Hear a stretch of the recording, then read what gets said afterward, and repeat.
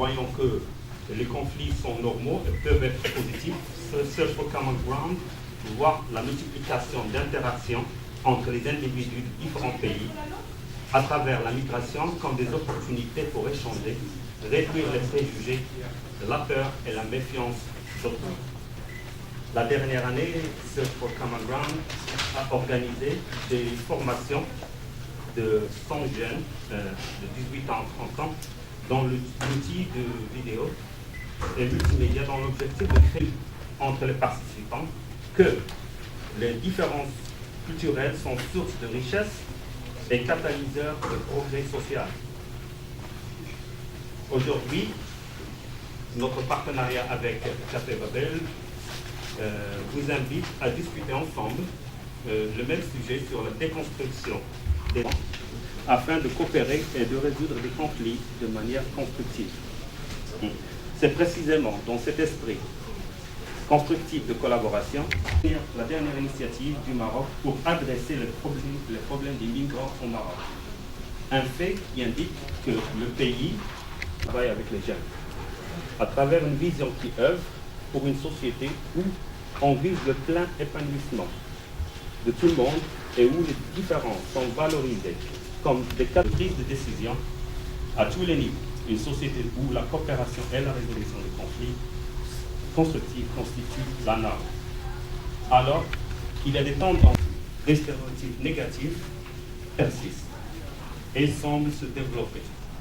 La question de ce débat, et vous savez, toute la presse présente avec nous aujourd'hui les représentants d'organisations internationales, Café Babel, des migrants, l'IOM, les partenaires en gratitude, les plus reconnaissants à notre partenaire, bien sûr, Café Babel, la Fondation Canal, encore une fois. Et avec eux, on vise à mettre en œuvre des activités pour sensibiliser les jeunes Marocains sur notamment la déconstruction des préjugés, sur la question de la migration, mais aussi peut-être avec des formations spécifiques pour des journalistes intéressés à la thématique, sachant que les médias jouent un rôle extrêmement important sur tout ce qui est la déconstruction, mais aussi la création des clichés, des préjugés et tout ce qu'on a.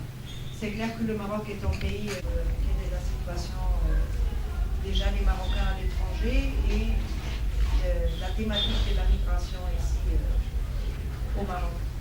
Peut-être juste quelques mots sur le contexte de la migration ici au Maroc, parce que je crois, j'ai cru comprendre que pas tout le monde ici est du Maroc, alors pas tout le monde a certainement le même niveau d'information sur le contexte de la migration au Maroc.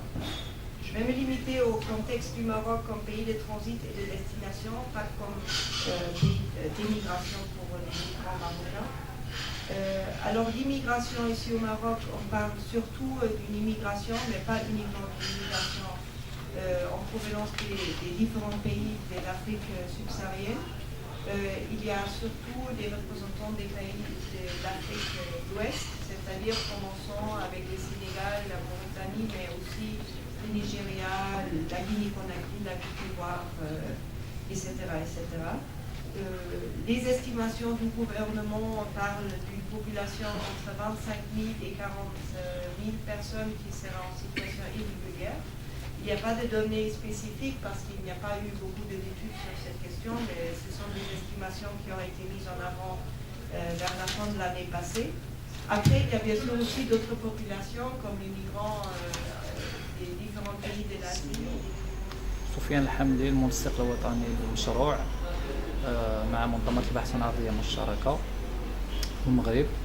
إذا منظمة البحث الأرضية المشتركة تعمل على الطريقة ديال نظر الناس للنزاعات ديالهم وحل النزاعات في الوسط الاجتماعية وفيما يتعلق بالنزاع وكذلك بعض المواضيع اللي تخص الشباب والمرأة وتقوية القدرات إلى آخره. إذا هذه الندوة هذه تتأتي في إطار مركزي واحد، تتأتي في إطار أهم محور اللي حنا كنخدموا فيه اللي هو جمع بين الآراء ونقلبوا على ما يكونش ان هناك اختلال بين المهاجرين والشباب المغربي. اذا تنحاولوا نشوفوا كيفاش علاش السبب الرئيسي اللي تيخلي المهاجرين في جنوب الصحراء خصوصا ما يندمجوش في المجتمع المغربي بسهوله، خصوصا ان وسائل الاعلام تتهاجمهم بزاف. اذا تنحاولوا نلقاو الحل ليهم، ومن بعد غادي نبداو نابليكيو دي بروجي اللي غادي يخدموا على الادماج ديال المهاجرين في المجتمع المغربي. Essentiellement dans des forêts. Après, dans les autres villes, il y a aussi des chambres qui sont louées par les migrants, mais on ne peut pas parler d'une bonne condition socio-économique en général.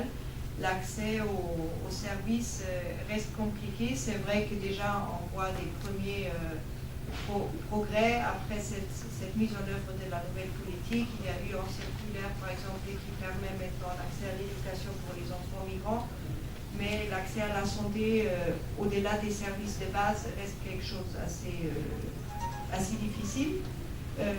On a un problème de, je dirais, discrimination, au moins en général, pas dans toute la société bien sûr, mais dans des parties de la société, et c'est juste là, je crois, où les médias peuvent intervenir. Et on a un problème, notamment au nord, je ne sais pas qui a lu les médias ce matin, de violence contre les migrants qui essayent de rejoindre l'Espagne. Il y a différentes ONG qui ont organisé une conférence de presse en fait hier pour expresser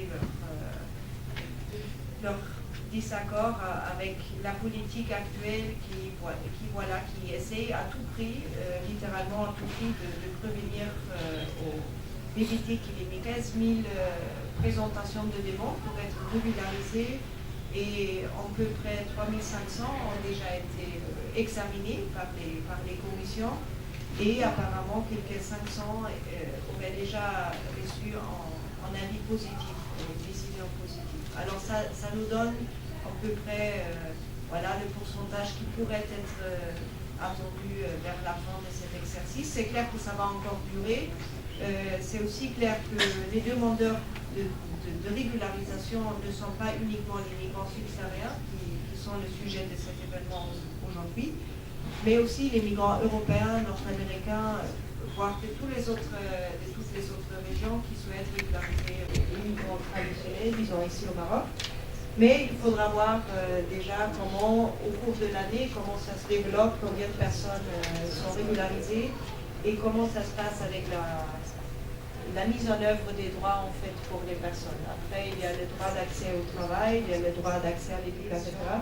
Et ce sont bien sûr des défis sur lesquels on est en train de travailler et que le gouvernement surtout devra attaquer pour mettre en œuvre toute la politique.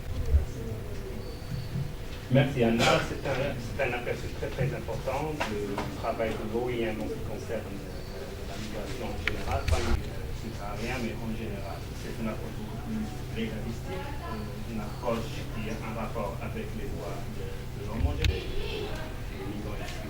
Bon, c'est un aperçu. Pour vous dire en général, on aimerait bien aussi entendre et écouter la voix des migrants, de vous, des médias en général. On réservera ça juste après les interventions de chacun. Je donne maintenant la parole à M. Lionel Jamba de Ecos Communication qui va nous parler un petit peu de leur projet dans ce sens-là. Merci. Bonjour tout le monde. C'est un plaisir d'être parmi vous et surtout voir que la salle est assez pleine pour parler des stéréotypes en général. Bon, précisément aujourd'hui, c'est la situation des migrants subsahariens face aux jeunes marocains. Parce que si je dis migrants subsahariens, c'est parce que la plupart sont des jeunes. Il y en a des moins jeunes, des plus jeunes aussi. Mais en gros, c'est migrants subsahariens. Donc moi, je représente Éco-Communication. C'est une ONG belge qui œuvre en fait dans le développement sociétal. On privilégie dans notre domaine d'action les rapports humains. En fait, nous pensons réellement que les sociétés, les humains sont égaux devant la loi et devant tout ce qui est sur cette terre. C'est concernant tous les stéréotypes. Donc, porter un regard, c'est donc donner un sens à une chose qu'on observe, à une chose qu'on étudie. À l'inverse, changer de regard revient à modifier la vision qu'on a d'un objet observé ou d'un objet étudié. Donc, dans les sociétés actuelles, il faut savoir que le regard, il est porteur de jugement, il est incriminateur, c'est un regard à charge. Quand on voit un noir, automatiquement, on se dit il est immigrant. D'abord, ça c'est une petite parenthèse, en général, on pense que tous les subsahariens sont sans papier. Bon, je dis ça comme ça, c'est pas une vérité. C'est pour vous donner une image négligée. Parce qu'à partir d'une expérience, on a généralisé un fait qui est peut-être un fait isolé. Donc, la deuxième question qui se pose, comment changer le regard? Donc, pour faire reculer les préjugés, c'est un véritable travail. C'est d'abord un travail sur soi. C'est-à-dire que, bon, c'est plus difficile en fait de changer le monde si vous voulez commencer par chacun dans la salle.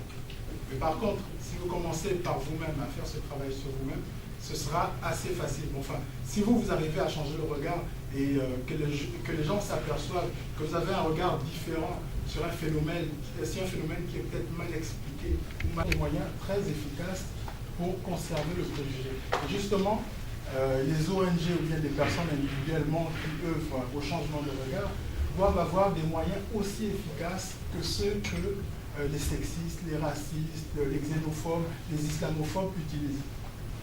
Pour prendre un exemple assez simple, deux moyens essentiels par lesquels l'éco-communication passe. L'éducation et la formation. L'éducation, bon, c'est peut-être la même chose, l'éducation et la formation. L'éducation, on va éduquer, c'est pas à la manière